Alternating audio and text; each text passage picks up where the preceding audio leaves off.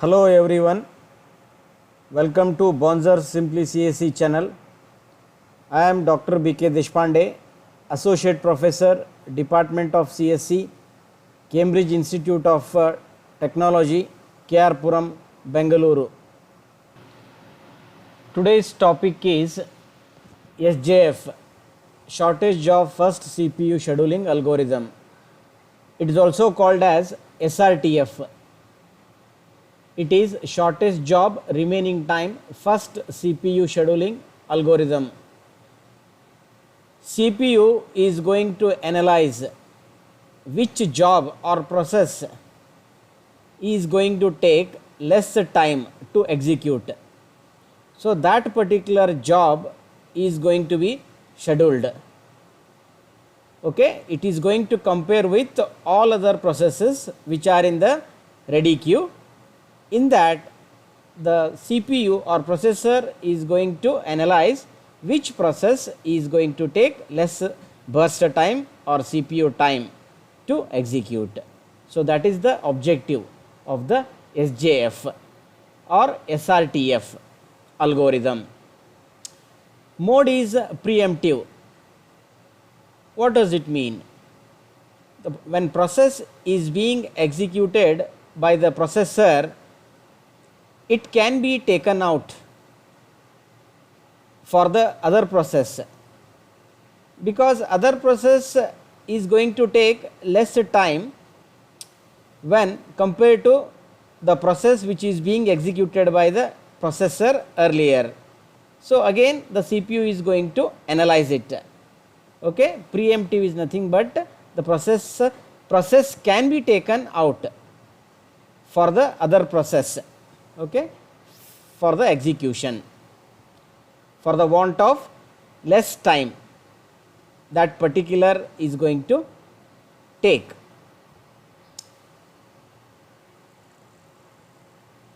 Now consider the table.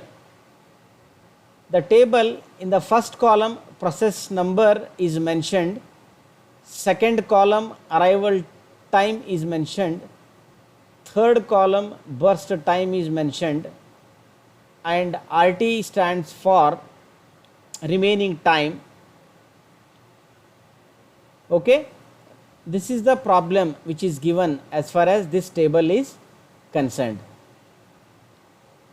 Now what is the first step we need to follow it? So these are the given data, first column, second column and third column, that is process number, arrival time and burst time is the given time. What may be asked in the question? The question may be asked is, find out average waiting time and average turnaround time of the processes. Let us start with first P1 process. Its arrival time is 0 and burst time is 8. Now arrival time is 0 seconds. So according to the Gantt chart we are supposed to schedule it, schedule the process. P1, its arrival time is 0, P1 is scheduled. Okay, CPU what it does basically, it is going to analyze it. Since the burst time of the P1 is 8 seconds, right, compared to other process burst time is more. So again in the second row P2's arrival time is 1 second. What the CPU is going to do is, it is going to schedule that particular process P1 for only 1 second. 1 second. That means out of 8 burst time of the P1, 8 minus 1 is 7 seconds is the remaining time. Okay, 7 seconds is the remaining time. That means P1 is scheduled for only 1 second, because CPU is going to analyze, because at the P2 process arrival time of the P2 process is 1 second. because it is going to arrive at 1 second. Okay, the moment like the P1 is only partially scheduled, partially executed, right? Still like it has to cover for 7 more seconds, but when it comes to arrival time of the P2, it arrives at 1 second. So that 1 second of the arrival time and the burst time is 1 second, so that the P2 can be scheduled in the Gantt chart. Gantt chart is basically a horizontal chart. It is going to represent how the process is going to be scheduled as far as processor is concerned. So arrival time is 1 of the P2 and burst time is 1, that is CPU time also we can call it. So it is going to be executed. That means 1 plus 1, 1 plus 1, because only P1 got scheduled for only 1 second, partially scheduled, partially executed. That means 1 plus 1 equal to 2 in the Gantt chart. So that P2 is scheduled at the second location of the Gantt chart from left to right. That means remaining time becomes 0, because anyway as soon as the P2 is going to complete its execution, it will not have any burst time, it will not have any remaining time rather. Next P3 is going to come at 2 seconds. Okay, 2 seconds, arrival time is 2 seconds of the P3. That means again it is going to compare 2 seconds, its burst time is 3 seconds, correct? Burst time is 3 seconds of the P3. That means what is going to happen is again arrival time of the P4, CPU is going to analyze for the other processes also simultaneously. P3 and P4 is going to be analyzed. That means P2 is going to be scheduled, that means P3 is going to be scheduled for only 1 second, partially executed. That means 1 second, right? That means 3 minus 1 is 2 is the remaining time. Okay, 2 is remaining time. That means what is going to happen is at the P4 arrives at 3 seconds, correct? P4 arrives at 3 seconds, but its burst time is 2 seconds. As far as comparison is concerned between P3's remaining time and P4's burst time, okay, remaining time is nothing but like a burst time, okay, which is remaining, right? So that here what is going to happen, 2 is the remaining time of the P3 and P4's burst time is also 2 seconds. That means what is going to happen, both burst time are same, okay, burst time of the P3 and P4 are same. What is going to happen, CPU again gives the prominence to the P3 process because it has come first, okay, it has come first, it is in the queue in the first position. That means what, priority should be given to the P3, right, because since the burst time of the two processes are same. So that earlier P3 was only partially executed for 1 second. That means what, remaining 2 seconds was there, okay. That means the 2 is going to be added, 3 plus 2 is going to be 5.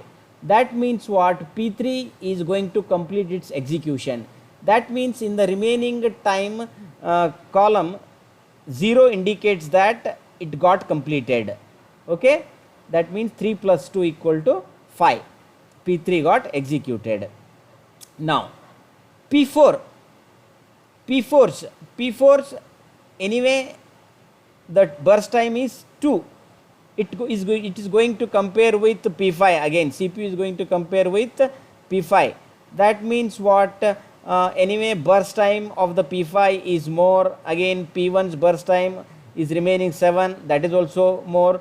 That means what, CPU is going to analyze and takes the decision that P2 should be scheduled in the Gantt chart, okay.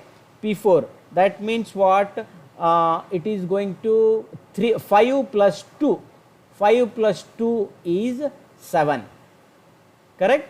5 plus 2 is 7. That means what? The P4 is also scheduled. Correct? Okay. Next, again P5. P5 arrival time is at 4 seconds and burst time is 6 seconds. So that when it compares to P1's process, its remaining time is 7. That means what? As far as shortest job first or shortest job remaining time first CPU scheduling algorithm is concerned, CPU is going to give the prominence to the shortest job, so that this job is going to complete in the less time compared to P1, which is required 7 remaining time. That means what? P5 is going to be scheduled here. That means 7 plus 6 is how much? 7 plus 6 of the burst time of the P5. 7 is basically P4 which is completed. That means 7 plus 6 is 13. Right? So finally, which process is remaining? Only P1 is remaining, which needs to be completed with remaining time of 7. That means what? 13 plus 7. 7 is the remaining time of the P1. 13 plus 7 is 20. This is how all processes got scheduled in the Gantt chart.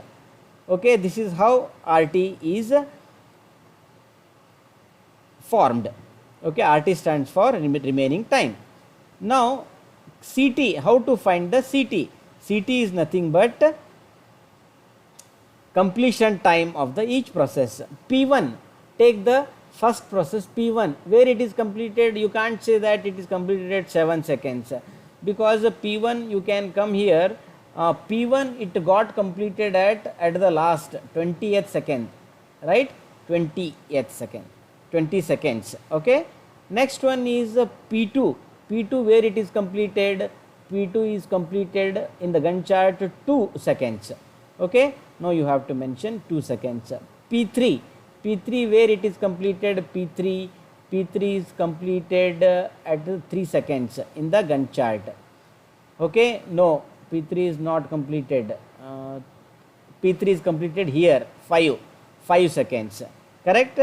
5 seconds completion time. Next P4. P4 is completed here, right? P4 is completed here. That means what? At 7 seconds in the Gantt chart. That means you have to mention in the CT column as 7 corresponding with the P4. Next P5. P5 which completes at 13 seconds from the Gantt chart. Correct? P5 is completed at 13 seconds. This is how you have to mention all the CTs, that is completion time of the individual processes. Now how to find the turnaround time? Turnaround time is to be found out by this formula, CT minus AT, that is completion time minus arrival time. Completion time of the P1 is 20, arrival time is 0 of the P1. 20 minus 0 is 20. Next P2, 2 minus 1 is 1. Next P3, 5 minus 2 is 3. Next P4, 7 minus 3 is 4. Next P5, 13 minus 4 is 9. Okay, this is how we have to find out the turnaround time. Next, waiting time. Waiting time is to be found out by this formula, turnaround time minus burst time of the individual process. Turnaround time of the P1 is 20. Burst time is how much? Burst time is 20 minus 8.